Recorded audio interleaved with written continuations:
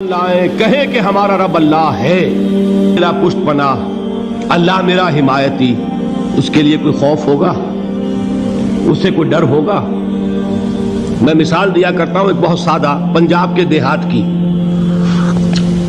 وہ بڑا چودھری ہے اور کوئی غریب کسان ہے۔ اس غریب کسان کے جانوروں کو ہر وقت اندیشہ ہوگا چوری کا، کوئی میری بھینس کھول کر نہ لے جائے، کوئی میرا بیل کھول کر نہ لے جائے۔ لیکن جس کے بارے میں یہ سب کو معلوم ہو کہ وہ جو بڑا چودھری ہے وہ اس کا دوست ہے، اس کی بچیا کو کوئی خوف ہوگا؟ اس کی بھینس پر کوئی ہاتھ ڈالے گا؟ اسے کوئی اندیشہ ہوگا؟ نہیں۔ کیوں؟ کہ وہ بڑا چودھری، بڑا اس کا یہاں کا سردار، جاگیردار، سب کو معلوم ہے وہ میرا دوست ہے، کوئی میرے خلاف اقدام نہیں کر سکتا۔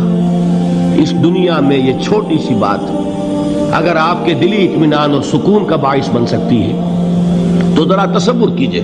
میں لفظ تصور استعمال کروں گا صرف اس لیے کہ اس کا ہم جس کو کہتے ہیں ادراک اور شعور کر نہیں سکتے، اگر کے ساتھ کر سکتے۔ اگر یقین ہو کہ اللہ میرا مددگار اور یقین ہو کہ اللہ ہر آن میرے ساتھ ہے، پھر کوئی خوف؟ کس کا خوف؟ کوئی شے اللہ سے بالا تر ہے؟ کوئی قوت اس سے زیادہ طاقتور ہے؟ کوئی اس کے ارادے کو بدلنے والا ہے؟ کوئی اس کی مشیت کے آڑے آنے والا ہے؟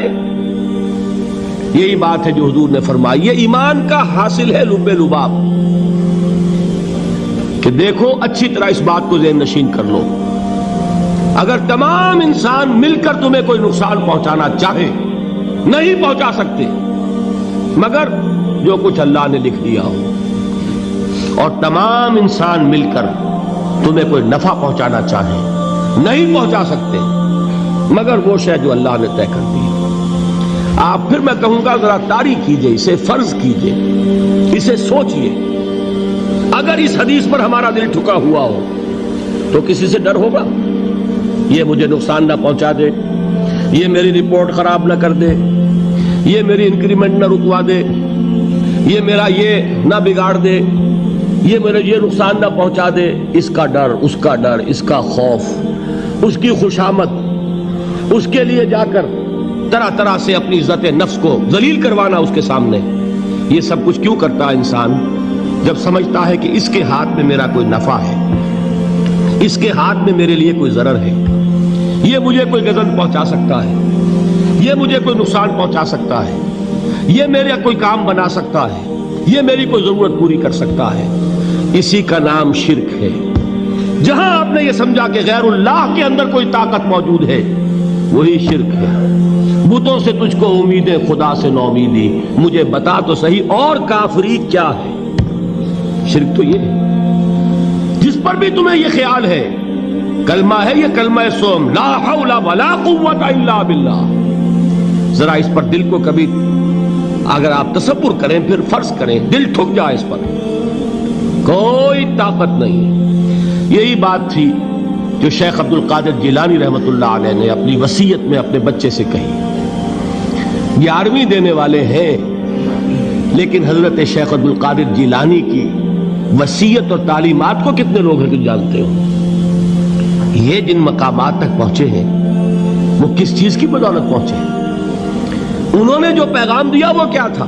اے میرے بچے، جس طریقے سے قرآن مجید میں حضرت لقمان کی نصیحتیں جو ہے نقل کر دی گئی ہیں، میں یہ عرض کروں گا بالفرض اگر قرآن حضرت عبد القادر جیلانی کے بعد نازل ہوا ہوتا تو شیخ عبد القادر کی یہ نصیحتیں بھی قرآن میں درج ہوتی۔ اتنی اونچی نصیحتیں ہیں۔ اے میرے بچے، اس حقیقت کو ذہن نشین کر لے، لا فاعل فی الحقیقت ولا مؤثر الا اللہ۔ اس کائنات میں نہ کوئی فاعل حقیقی ہے نہ مؤثر حقیقی ہے سوائے اللہ۔ کسی شے میں کوئی تاثیر نہیں اگر اللہ نہ چاہے، آگ جلا نہیں سکتی اگر اللہ نہ چاہے، پانی ڈبو نہیں سکتا اگر اللہ نہ چاہے، زہر ہلاک نہیں کر سکتا اگر اللہ نہ چاہے، کوئی چیز فائدہ نہیں پہنچا سکتی اگر اللہ نہ چاہے۔ تو در در پہ کیوں سر جھکاتے ہو؟ در در پر کیوں جبیں سائی کرتے ہو؟ سب کے سامنے کیوں ہاتھ پھیلاتے ہو؟ ایک اللہ سے مانگو، ایک اللہ کے سامنے زمین پر اپنی جبین رکھو. لا فاعل فی الحقیقت ولا مؤثر الا اللہ. نظر آتا ہے ہمیں کہ پانی پیاس بجھا دیتا ہے. پیاس بجھانے کی صلاحیت پانی میں نہیں ہے، اللہ کے اذن سے.